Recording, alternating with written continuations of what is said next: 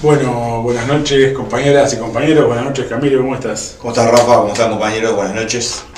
Disculpen la demora, tuvimos unos problemas técnicos, pero bueno, están resueltos aparentemente. Jornada intensa, además, ¿no? Sí, es una jornada intensa porque, bueno, nos piden listas de muchos lugares y hay que estar recorriendo un poco. La lluvia no ayuda. La lluvia no ayuda, está intensa la campaña. Estamos a pocas horas del domingo 27 y bueno, queríamos hacer un mensaje antes de la elección, ¿no? Y del plebiscito. Sí, evidentemente la agenda de la elección está marcada por el plebiscito, por la papeleta blanca, ¿no? Hemos abordado en distintos programas todo lo que tiene que ver con la lucha que se ha dado en torno al plebiscito en defensa de la seguridad social, que tuvo su acto de cierre ayer, ¿verdad? Sí, ayer en el Club Cordón, porque por la lluvia estaba previsto hacerlo en una manifestación, en un acto callejero. Por la lluvia se tuvo que trasladar al Club Cordón, y bueno, ayer también estuvo Gonzalo Martínez, el candidato a presidente de Unidad Popular Frente de Trabajadores, Andrea Revuelta, la candidata a vice, y bueno, Federico Kramerman, Natalia Leiva, nosotros, Valeria Sánchez y otra serie de compañeros de la lista 1917-565 que integramos el Partido de los Trabajadores y el Frente de Trabajadores en Lucha. Y bueno, fue una movilización importante para un día aparte tan complicado, en medio de tantas actividades de cierre de campaña, de los partidos políticos, ¿no? Que se junten unos cuantos miles de trabajadores por la papeleta de sí, evidentemente demuestra, bueno, es el cierre de una campaña política, una movilización política de todo un sector importante de la vanguardia obrera y de las organizaciones sociales en torno a la cuestión del plebiscito, que ha sido el gran convidado de piedra en esta elección, ¿no? Es decir, el elemento disruptivo, el elemento que vino a colocar una contraposición en términos de clase en el panorama electoral y también un choque con todos los partidos del sistema, digamos, todos los partidos del régimen político fondomonetarista.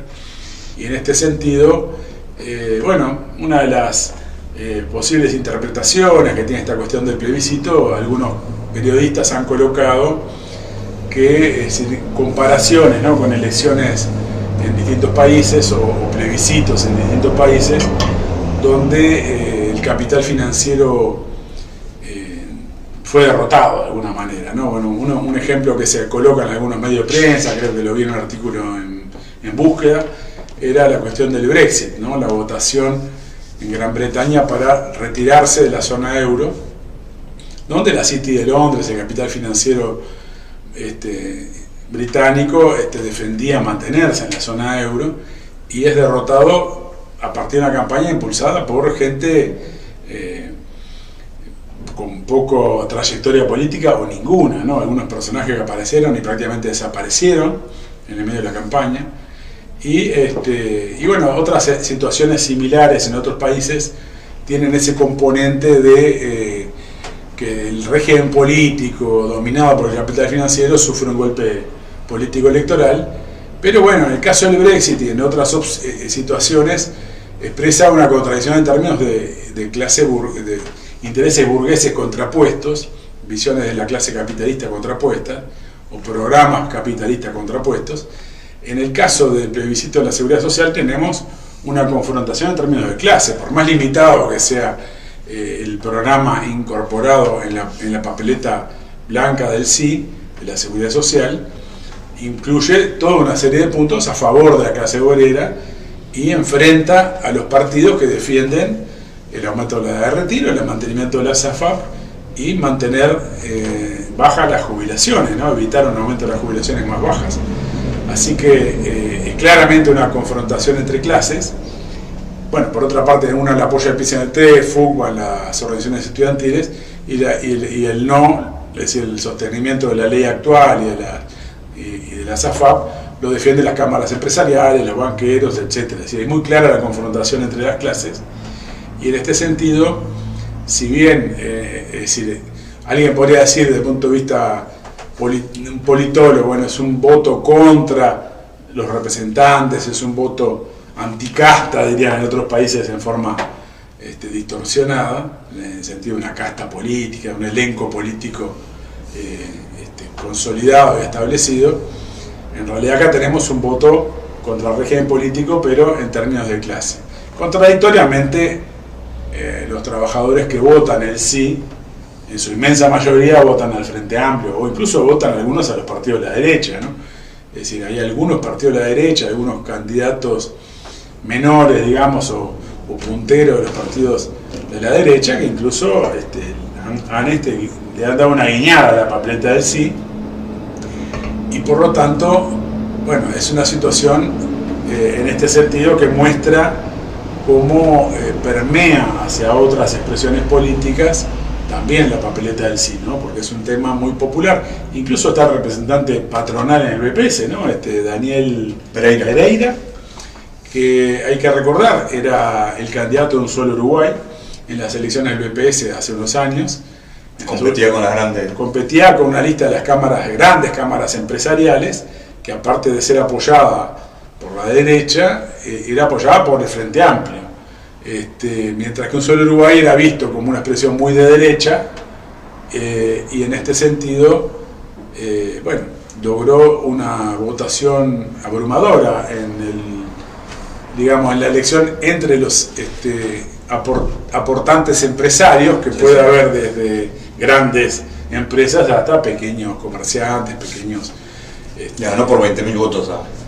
Claro, una votación donde hubo una clara mayoría en contra de la lista de las cámaras empresariales, de los grandes empresarios, y en este sentido era un voto muy contradictorio, ¿no? Porque era un voto que el discurso aparecía en general dominado en Un Solo Uruguay, del gran peso del Estado, etcétera, etcétera, pero curiosamente este representante de los empresarios, que sería más bien de los pequeños o medianos empresarios en el BPS, no ha tenido una actitud tan hostil hacia el plebiscito, incluso da a entender de que no pasa nada si se aprueba, ¿no? Incluso que lo podría llegar a votar él, porque cuando lo consultan... Claro, no rechaza esa posibilidad, si bien dice no me puedo pronunciar como representante, como director del Banco de Previsión Social, porque está prohibida por la Constitución, cosa que es discutible también, ¿no?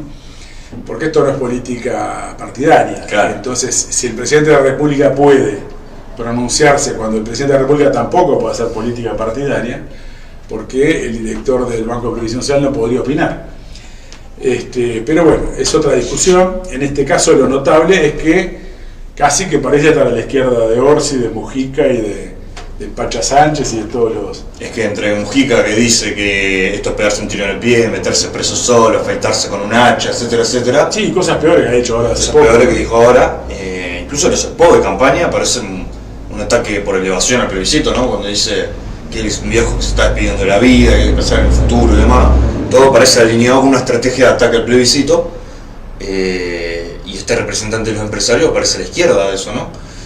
Rafa, yo me gustaría además mencionar yo diría más bien que los representantes, que los dirigentes del Frente Amplio parecen a la derecha del candidato que triunfó en el BPS como en representación de Un Solo Uruguay, ¿no? Es decir, es realmente una situación notable, y en este sentido interpela también a los grupos del Frente Amplio que están a favor del sí, pero que van atrás de Orsi, de Cosa, que están por el no, y aceptan a Odone como ministro de Economía, a Gabriel Odone.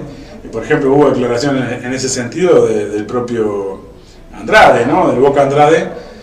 Es llamativo que las pintadas del Partido Comunista no giran en torno al plebiscito de la seguridad social, no es una campaña por el sí, sino que dice Yamandú con el Boca, ¿no? O el Boca con Yamandú, no me acuerdo cuál es, mostrando una cercanía, sí, una unidad muy fuerte del Partido Comunista con Orsi.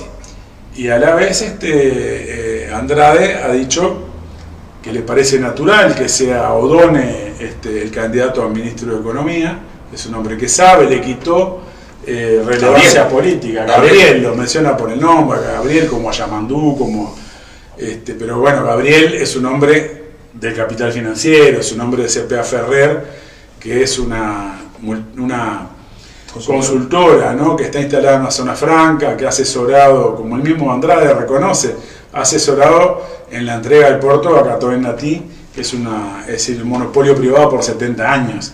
Una multinacional belga, ¿no?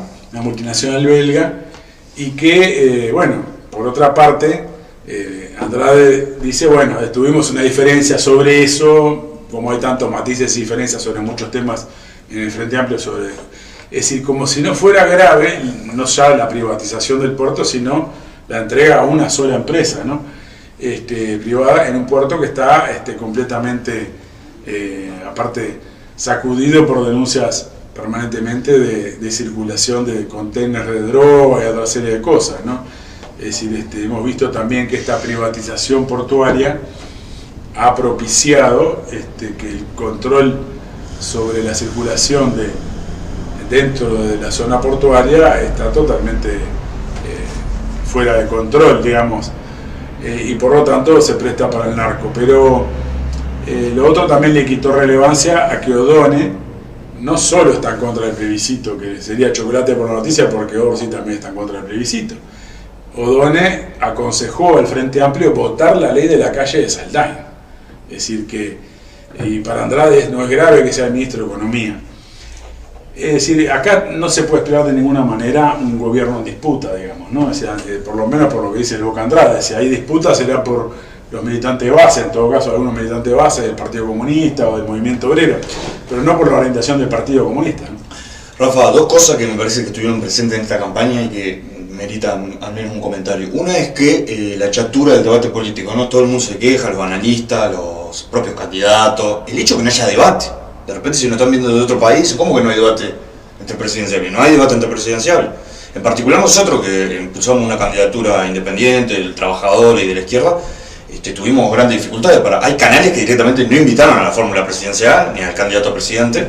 De los 4 canales de aire, solamente 2 invitaron a algún programa. Ayer hablábamos de esto con Gonzalo Martínez, nuestro candidato a presidente. En otras ocasiones ha habido debates. En 2014 nosotros tuvimos una participación, Rafael tuvo una participación en el debate presidencial, pero ya en las últimas 2 elecciones no ha habido debate entre presidentes. Y lo otro es que no es esperable que no haya debate, porque en el principal elemento están de acuerdo, que es del plebiscito. Es decir, esto que ha sido denominado como un parteaguas, como un elemento muy claro de división, están de acuerdo los candidatos el candidato del Frente Amplio. Los candidatos, porque hay que recordar que Carolina Cosa, que era candidato a presidente, también estaba en contra del plebiscito. Se declaró en contra del plebiscito. Entonces los principales candidatos están de acuerdo. Es lógico que no haya grandes debates. Y lo otro es que el propio candidato de la derecha, Delgado, digamos, el hombre de la calle Pou, hizo eje su campaña, le está yendo muy mal en las encuestas por lo que indican, ¿no?, las diferentes consultoras, hizo eje en un elemento que quedó en el aire realmente pedaleando, que era exigirle a Yamandu Orsi que se pronunció en contra del plebiscito. Y Yamandu Orsi le hizo caso, pero con crece, porque su ministro, Mujica, el propio Orsi, Carolina Cosa, todos se han declarado en contra. Y los que aparecen apoyando, como decía Rafael, el plebiscito dentro del Frente Amplio, ni siquiera pintan muros ahora con el tema del plebiscito. Entonces tenemos una situación en la que estamos en un acto en el Club Cordón, viene el militante de la 609, con el gorro de la 609, es el número de lista del MPP, el sector de Mujica, que están repartiendo listas, que vienen a ensobrar, que van al acto, militantes del PC, que han quedado huérfanos políticamente. Entonces a esos compañeros, el planteo, es que tienen una contradicción llamando a votar a Yamandu Orsi. Si son a la papeleta blanca y votan a Orsi en sus diferentes variantes, tienen una contradicción. Nosotros no le podemos pasar la mano por el lomo, tenemos que ir a una discusión franca. Y todavía estamos a 48 horas de que corrijan esa contradicción. Sí, sin duda. Hay una broma que hizo un portal que yo leo a veces, que se llama El Cascote News. Un portal, no, una cuenta en las redes. Una revista de Barcelona, digamos, oriental. Algo así. Dice, Yamandu Orsi batió récord Guinness de permanecer callado, sin gesto alguno, y el año que viene representará a Uruguay en el Mundial de jugar al serio. Realmente ha sido una campaña Yamandu Orsi, en este sentido, claramente buscando no generar ninguna discusión, ¿no? No generar promesas, no generar nada.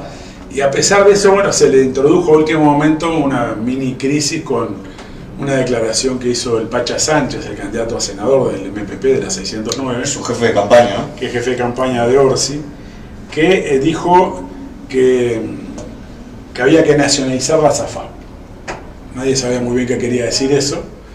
Y por otra parte, no, eso lo dijo en una radio, pero aparentemente él ya lo había dicho en algún acto, en algún comité OASE, y esto salió a la luz. Enseguida el Pacha Sánchez reculó y dijo que estaba ironizando, no se sabe qué estaba ironizando, la verdad. Y también Orsi salió a decir que van a mantener la SAFAP, en todo caso pueden retocar algo el sistema, pero nada de fondo, generando tranquilidad hacia los banqueros, hacia el capital financiero. A mí me pareció interesante lo siguiente: primero, en las exposiciones que yo leí de Pacha Sánchez, y escuché alguna en las redes, él dice que es una estafa la SAFAP, casi que usa los términos del PT en esta expresión. Ahora él llama a votar en contra del plebiscito que elimina la SAFAP. Si no es por la SAFAP que vota en contra del plebiscito, entonces será que vota en contra por la edad de retiro y el aumento de las jubilaciones más bajas, ¿no? Pero por otra parte, al plantear nacionalizar la SAFAP, que podría ser una discusión que se instalara en una hipótesis de que no triunfara el plebiscito, ¿no? Es decir, que se va a discutir de vuelta en la seguridad social, es un hecho ya palpable, quiere decir, es evidente, porque va a ser una votación importante, sea cual sea el resultado. Entonces, bueno, esta posición del Pacha Sánchez, pues vamos a suponer que nacionalizar la SAFAP quisiera decir que solo funciona FAP República, ¿no? Es decir, no haya más AFAP privadas. La FAP República también te estafa, no es que te estafan solo las AFAP privadas. La FAP República también te cobra comisión, la FAP República también condiciona la posibilidad que tenés de tener una jubilación a si las inversiones le van bien o le van mal, y por lo tanto la incertidumbre de un trabajador respecto a su futura jubilación se mantiene. Es decir, lo que no quieren es tener un régimen donde el Estado te garantice determinadas reglas, sino que en definitiva llegaste a una jubilación miserable, es culpa tuya porque no pudiste ahorrar lo suficiente. Sí. Arreglate. Esto es como así fue en Chile, en distintos lugares, y luego le fueron haciendo retoques al sistema chileno, por ejemplo, para asegurar a través del Estado, con impuestos a la población, un mínimo jubilatorio. Entonces se forma una especie de sistema mixto, por lo menos para jubilaciones más bajas, que establece que el Estado tiene que asegurar al que no llega a nada prácticamente con la SAFAP, una jubilación mínima, por supuesto súper mínima. Entonces hay que tener en cuenta estos temas, porque es evidente que el Frente Amplio se prepara, intenta que no salga el plebiscito, y se está preparando para armar un paquete que intenta mantener el sistema de ahorro individual, que en definitiva se traduce también en una jubilación más baja para el trabajador, porque en definitiva el objetivo principal es ese.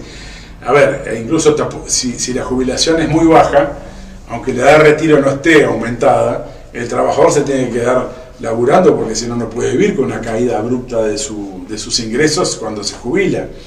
Entonces este es un tema que va a haber que abordar en la discusión inmediata, pero bueno, de acá al domingo el objetivo es ganar el plebiscito. Es evidente que en 2 días no vamos tampoco, salvo que se produzca un fenómeno electoral que habrá que analizar, las tendencias más o menos están consolidadas, está ahí en una situación donde puede ganar o puede perder, y bueno, podemos decir de que muchas encuestas muestran una relativa caída del voto al plebiscito. Suponemos que son más o menos serias algunas de ellas, y esto está indicando que no la campaña tanto de la derecha, sino la del Frente Amplio o de sus dirigentes ha jugado un rol, así como la media máquina que han llevado algunos partidos que dicen estar a favor. Bueno, ahora hace poco veía un video de un compañero de la lista 1917-565 que estaba en Minas y mostraba que la lista 90 estaba repartiendo la lista sin la papeleta del SIG. O sea, dicen que en sobran, pero no en sobran. Entonces, esto me parece que es importante, lo mismo que la falta de campaña por el sí en las pintadas del Partido Comunista y otros elementos que no son menores y que muestran que en realidad están buscando ya cerrar la crisis, Sí. con Orsi, con Carolina Cose, con Vergara, con todos los representantes de la SAFAP y del capital financiero, ¿no? Completamente, Rafa. Sí, yo creo que es de destacar, vos tuviste, bueno, a comentarle a los compañeros que estuvo el acto de cierre de la Unidad Popular Frente de Trabajadores, estuvo el acto de cierre que hicimos como lista también, impulsando el voto a la papeleta del sí también. Y me parece importante esto que has colocado vos, ¿no? Es decir, enlazar el problema de la situación política con todo lo que está ocurriendo en el mundo también, ¿no? Es decir, estamos en una situación que nosotros hemos hablado, obviamente que estamos 48 horas de una elección y es el eje del programa, pero hemos colocado que todas estas reformas están vinculadas y están enlazadas con una decadencia del capitalismo, ¿no? Y creo que eso ha sido el Partido de los Trabajadores. No hemos colocado el debate desde un punto de vista de modelos, ni de proyectos de país, ni ese lenguaje que no es propio, digamos, de alguien que se plantea, digamos, un escenario más allá de lo electoral, ¿no? Y que se plantea una lucha por la construcción de un partido y que plantea una perspectiva de que esto no va a durar, ¿no? Es decir, acá el Frente Amplio está haciendo todos los mandados para atar un paquete, para terminar de alinearse con el imperialismo, bajo un gobierno de Armando Orsi, que nadie le tiene miedo, nadie en el imperialismo no le tiene temor a un gobierno del Frente Amplio, y el candidato se ha encargado de que si hubiera algún tipo de temor, se disipara. O'Donnell ha viajado, lo hemos colocado por alguna nota por allí, ha viajado en estos días, ¿no?, a Estados Unidos a reunirse con el BID, el Banco Mundial, el FMI, todo el paquete. Entonces se ha encargado de disipar cualquier temor y lo ha dejado sin letra a la derecha, ¿no?, que ataca permanentemente, que quiere, Pancha Sánchez quiere nacionalizar, que el PIT, FAPIT, está controlado, el FA está controlado por el PIT, etcétera, etcétera. Nosotros hemos tenido una caracterización de que estas reformas están vinculadas a un ataque a la conquista y que esto que plantea Mujica en sus entrevistas, de que no se puede colocar en la Constitución algo tan rígido porque cada 2 o 3 años vamos a tener que toquetearlo, es el programa del Frente Amplio, ¿no? Claro, porque aparte va a ser toquetearlo para ir para abajo, ¿no? Exacto. Sí. Nunca para. Yo creo que el tema es el siguiente. A ver, el problema de la decadencia del capitalismo, ¿qué queremos decir primero que nada? ¿No? Porque alguien puede decir, pero ¿cómo? Si hay una tecnología, ¿no? Estamos transmitiendo por internet, esto lo está viendo alguien en África, si quiere, o en cualquier lugar que tenga conexión a internet y un celular. Entonces, ¿qué quiere decir esto? Porque claro, existen avances tecnológicos que pueden hacer que muchos trabajos los haga una máquina, los haga algún tipo hasta de inteligencia artificial. Y por lo tanto, hay quien puede entender que por el contrario estamos en un avance brutal desde el punto de vista cultural, histórico, lo que sea. Creo que es importante ver esto, porque esa realidad de los avances tecnológicos de distinto tipo pareciera contrastar con el hecho de que en lugar de ir avanzando cada vez más en mejores condiciones de vida y en progreso en las leyes laborales, en las leyes sociales, etc., no se traduce en eso, se traduce en lo contrario. Porque de alguna manera, si uno agarra la historia de la seguridad social, por lo menos de los últimos 50 años, vamos a ver que en el año 79, bajo la dictadura militar, se introdujo una primera reforma reaccionaria que establecía una rebaja importante para el trabajador, que antes se jubilaba con el 100% del último salario, pasó a jubilarse en el mejor de los casos con un 70% de los últimos 3 años. Luego en el 96 pasamos al 45% de los últimos 10 años, o los 20 mejores, pero los 10 últimos en general. Pero tijeretazos, ¿no? O sea, tremendas recortes, que además se introdujeron las AFAP, y ahora los 45% de los últimos 15 años se obtienen a los 65 años recién, con 30 de trabajo.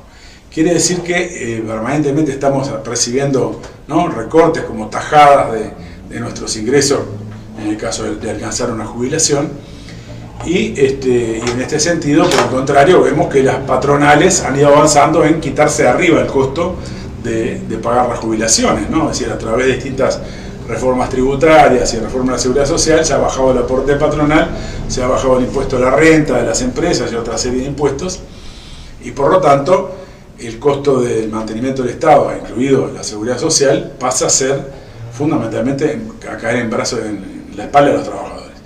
Esto incluso viola la Constitución, pero no vamos a desarrollar eso.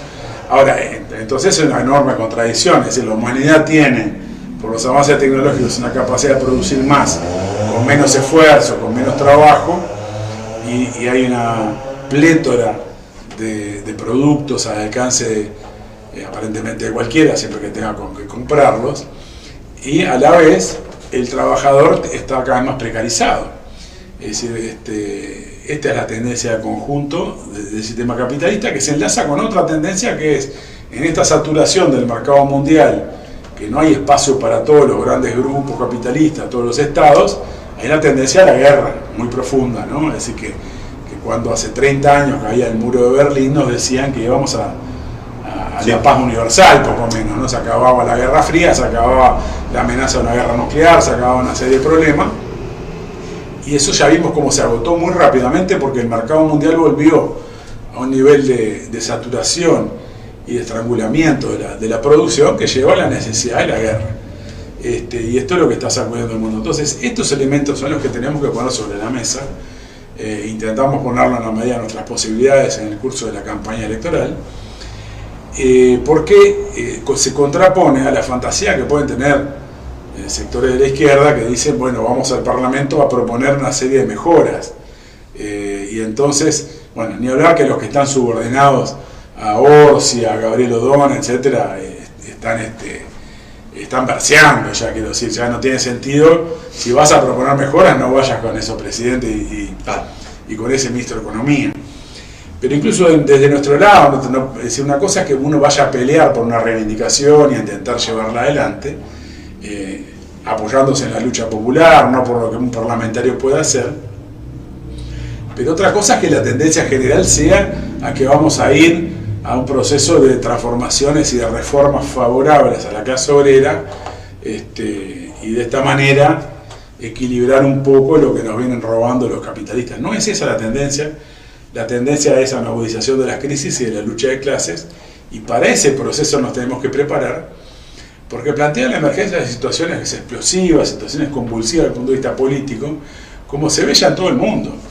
Y por lo tanto, para eso tenemos que prepararnos, y una intervención parlamentaria tiene que ayudar a ese proceso, a organizar a la clase obrera, a darle claridad política sobre el panorama al que se enfrenta, y una perspectiva estratégica de que no puede confiar en gobiernos aparentemente progresistas o de izquierda, sino que tiene que preparar la lucha por su propio poder, por un gobierno obrero de trabajadores, y eso es lo que, bueno, de alguna manera viene colocando la lista que concretamos junto con los compañeros del Frente de Trabajadores en Lucha, y que en este sentido es importante, porque tanto en la intervención de Federico Kremerman como en la mía el lunes pasado marcamos, digo porque fuimos los voceros, no porque podrían haber hablado más compañeros, pero hicimos de esa manera,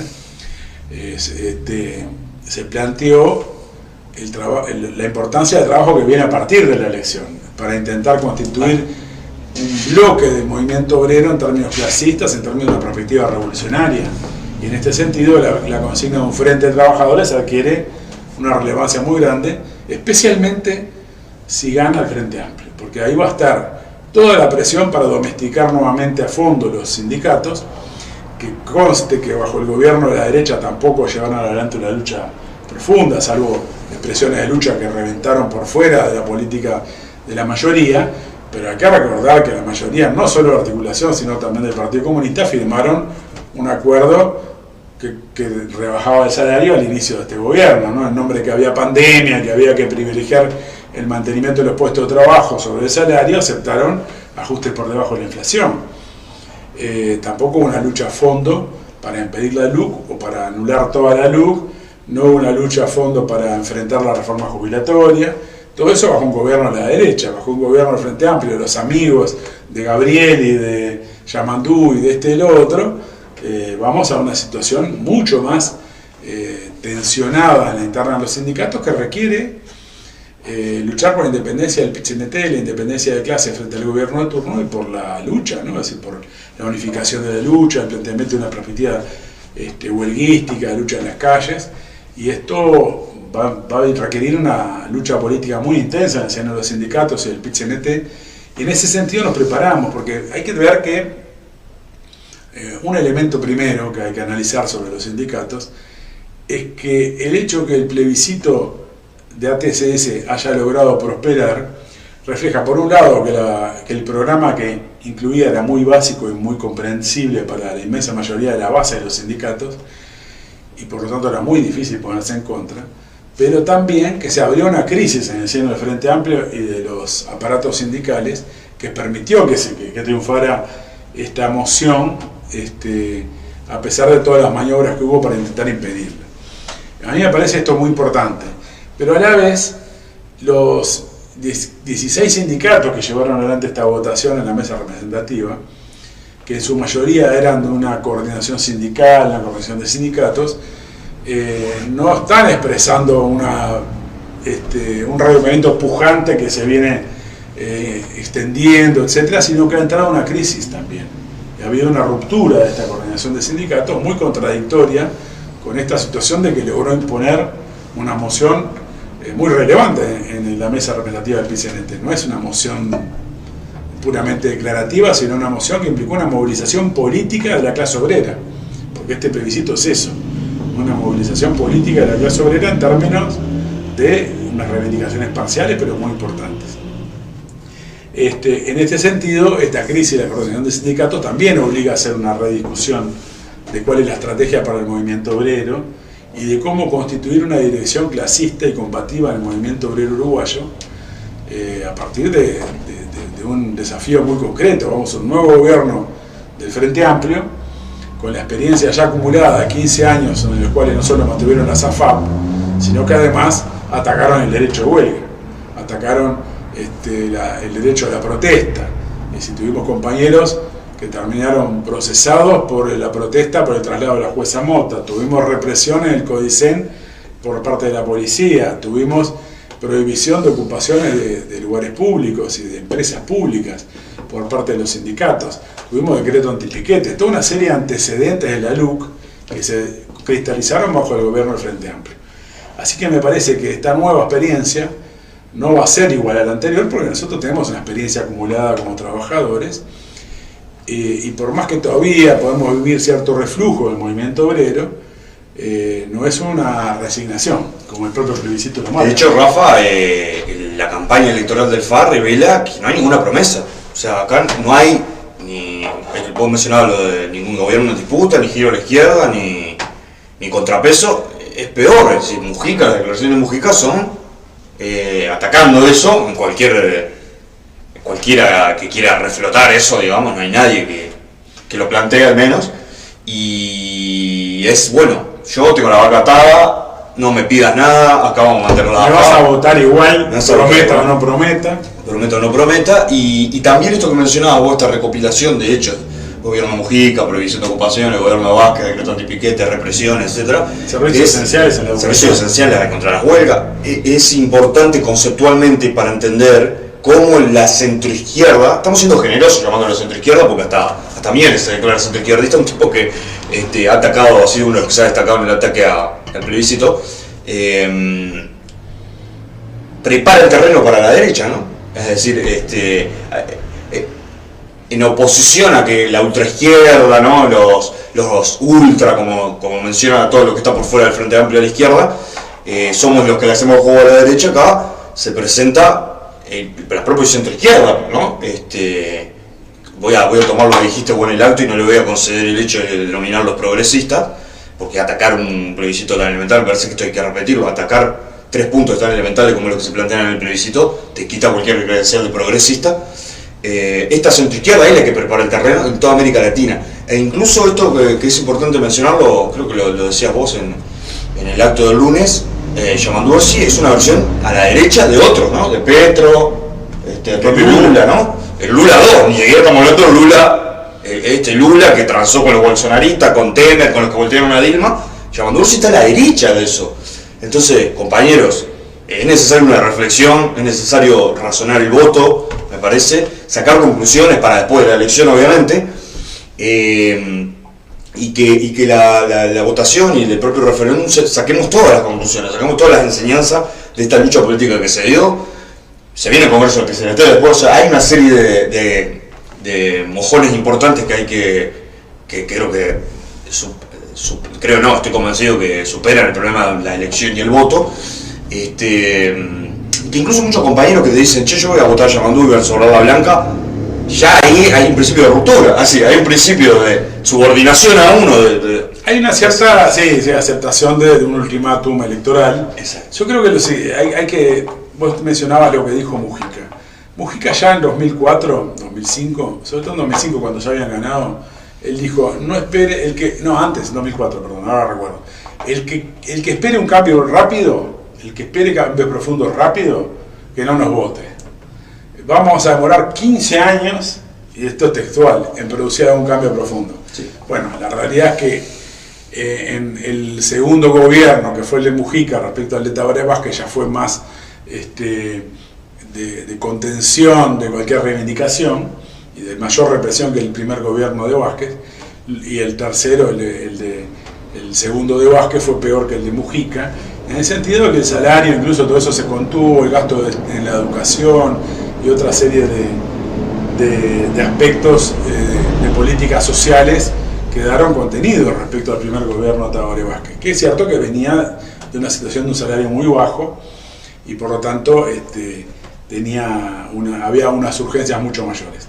Pero la realidad es que en esos 15 años no es que hubo transformaciones progresivas porque se salió de la crisis del 2002, 2003, claro. Y entonces, al principio no se podía resolver todo, pero dentro de 15 años sí, no. La economía creció un disparate y el salario no creció en esa proporción. Por lo tanto, es evidente que la promesa de que en 15 años capaz que podemos conseguir algo, tampoco se cumplió, sino que empezó a haber un agotamiento del llamado progresismo en toda Latinoamérica y una caída creciente de la economía al final del gobierno del Frente Amplio, y ahora ya no tiene necesidad de decir mucho de eso. Porque, ¿qué pasa? En aquel momento él tenía que enfrentar expectativas de los trabajadores, decían, bueno, ahora la nuestra, gobernar el Blanco de Colorado durante un siglo y medio nos toca, ahora va a ser la revancha. Bueno, ninguna revancha, pero ahora nadie espera eso. Exacto. Entonces, en realidad, que nadie espera eso, lo expresa el plebiscito. Porque si todo el mundo dijera, no, mira, viene la revancha, el FA lo primero que va a hacer es derogar la ley de Saldain, no habría plebiscito. Hay plebiscito porque todo el mundo sabe que el FA no va a derogar la ley de Saldain. Entonces, este es un tema que requiere de parte de todos los trabajadores más o menos activos en política, más conscientes, más que dedican su vida militar por sus compañeros de clase, a plantearse cómo encarar esta etapa, porque no podemos simplemente decir, bueno, ahora vamos a ver cómo negociamos con el gobierno del FA, algunos tendrán la expectativa de que será más sencillo que con el gobierno de la derecha, es decir, uno conoce compañeros que tienen esa visión, ¿no? Es decir, medio utilitarista de la elección. Bueno, si gana el frente un negocio con alguien aparentemente más suave, no se ha comprobado eso en muchas de las expresiones del pasado, por ejemplo el tema de la educación y los servicios esenciales fue más duro que incluso bajo el gobierno de la derecha, y por lo tanto eso es relativo. Pero no podemos simplemente manejarnos como un negociador del movimiento obrero, sino que ante un impasse del país, desde el punto de vista del desarrollo productivo, un impasse de los trabajadores en cuanto a que no ven un horizonte de mejoras para sus condiciones de vida y para que sus hijos, sus nietos vivan mejor que uno, ¿no? Está planteada una discusión estratégica, cómo enfrentar este cuadro, planteando una lucha de superación de esta situación que requiere una superación del capitalismo. No se plantea esto en términos, en eso comparto lo que decía, de modelo. Bueno, no, en vez de producir simplemente materias primas, vamos a producir cosas más elaboradas, más industrializadas, porque el problema es que el cuadro del mercado capitalista mundial no genera espacio para eso, y por el contrario, la realidad es que en el marco capitalista va a haber una mayor desindustrialización del Uruguay. En este sentido requiere la lucha por un gobierno obrero, por un gobierno de trabajadores, en el marco de la lucha por la unidad socialista de América Latina, que es la única forma de unidad que puede tener América Latina. La clase capitalista, las distintas variantes burguesas han demostrado la incapacidad para unir a América Latina, como la incapacidad para resolver la cuestión agraria, la incapacidad para resolver todos los temas mínimamente de fondo para los pueblos de América Latina. Por lo tanto, se plantea una cuestión central, y en este sentido es la lucha por la revolución social, por un gobierno obrero y de los explotados.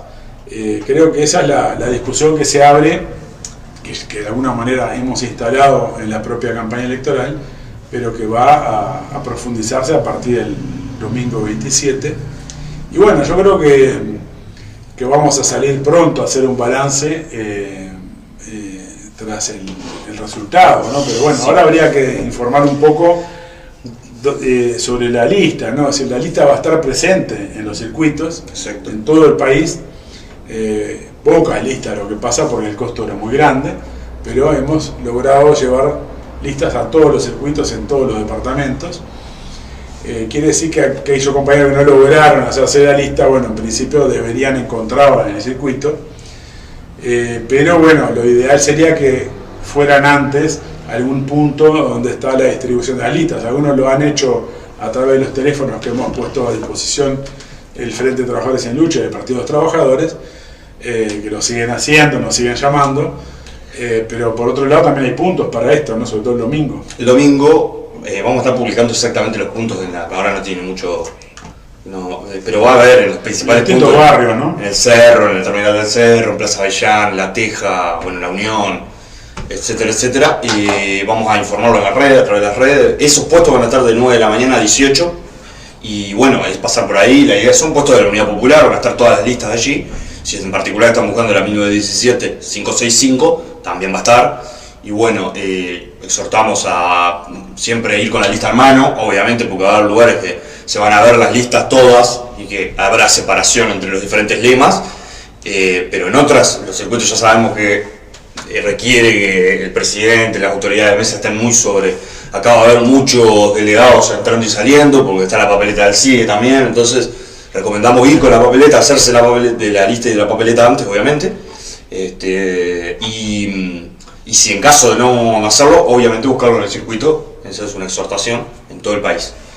Sí, requiere una movilización, va a haber pocas listas nuestras, unas 10 creo que, 15 listas creo que pusimos por circuito, pero bueno, a veces las tapan, ya saben, siempre es mejor tenerlo antes.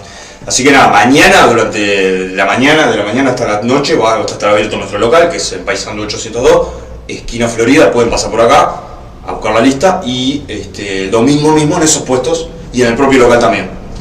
Así sí, el local va a estar abierto el domingo también para que los compañeros que quieran pasar por el local central también pueden ir. También está el local de Unidad Popular en Vázquez, entre Mercedes y Colonia, y está el local de Frente de Trabajadores en Lucha en Joaquín Requena, entre Ocuar y Nueva Palmira. Exactamente. Así que son los locales que tanto mañana como el domingo se puede acceder. Y el domingo van a haber, repetimos, como 14 puestos en Montevideo. 14 puestos más los locales, son unos 20 en total. Ahí está. Y esto, incluso en Canelones hay como 25 lugares también, sí. Pero bueno, no tengo esa información ahora. Bueno, en principio exhortamos que se comuniquen, está nuestro número por allí también. Está nuestro número en las redes, y también, bueno, sí, en las redes hay una buena difusión del número de teléfono.